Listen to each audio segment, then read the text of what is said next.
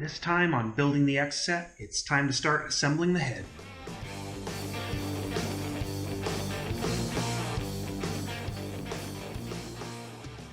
Okay, so I'm going to keep this one hopefully short and sweet, as there are a lot of videos of this online.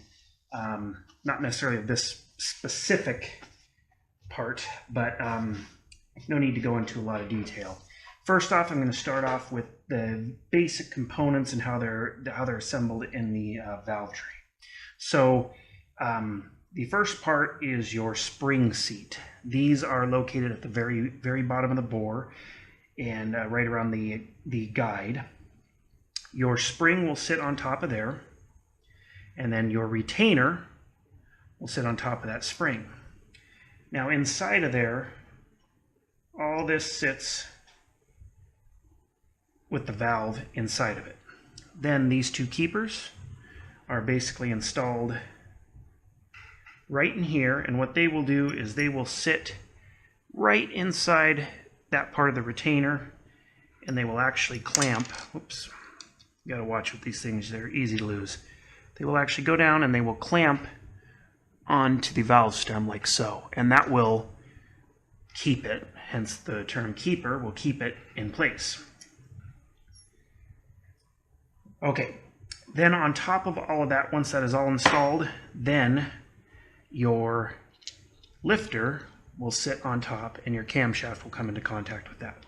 So that's just a quick, 2-minute rundown of how these components go, and now we will get to showing you how you install them. Bear with me on this one, as it is near impossible to shoot a good video of this process being done while installing them.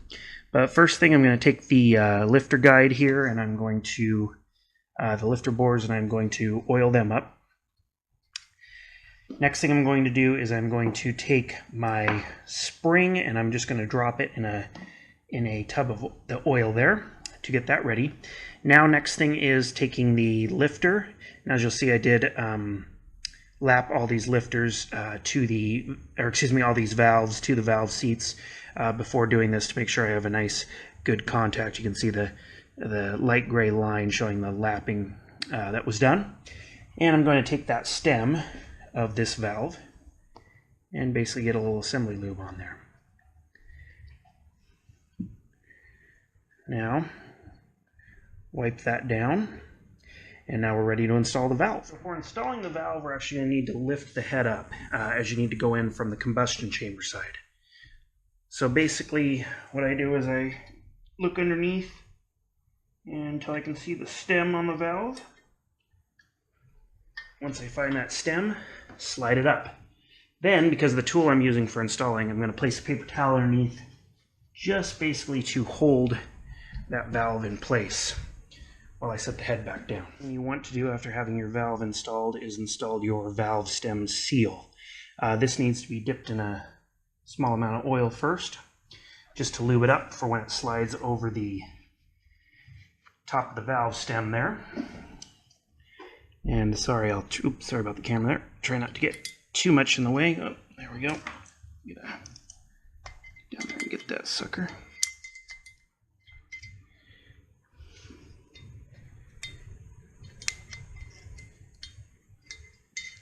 Get that positioned over the valve stem. Then basically taking a 10mm socket, seat over there, and just push down, and you will hear a squish of the compression happening of that seal fitting over the valve stem. Now the next step after the valve stem seal is installed is to go ahead and grab your spring. And I've soaked this in oil, just going to give it a little bit of a wipe down as it's dripping. And then install your spring over the valve. And you need to make sure way down here that this spring is sitting on the spring seat. It will hang up sometimes on the lip down there, just to make sure that that gets seated right. Then next, you should have your retainer. This will go over like so. That is ready to go. Now the last step is the fun part, dealing with the keepers once again. Now, the tool I'm using's not the same as I used to put them in. Put one in there, and you want to make sure there's a fatter end. See, that's the thin end. That's the fat end. You want the fat end sticking up because it has a little bit of a wedge shape to help hold that retainer in. Now we'll see if we can get this one on there. You don't want to get them too deep or else one will slide down farther than the other, which inevitably always happens, but try to limit that.